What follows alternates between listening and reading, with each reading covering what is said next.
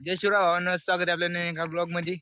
तर हे बघा झटका मशीन आणली, ती पण 8,000ची. ह्या रतबा लावाय लाकडं वेगळे घेतलेत, खालून आणलेत. ती वरून न्यायची दोन एका साईडने आहे, वरून न्यायची तुरीसाठी फक्त.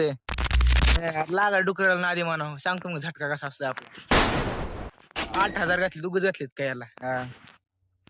करून घेतलंय ती झटका मशीन, ती बॅटरी, ही सोलर प्लेट. आता कनेक्शन द्यायचे, सगळे कनेक्शन झालेत.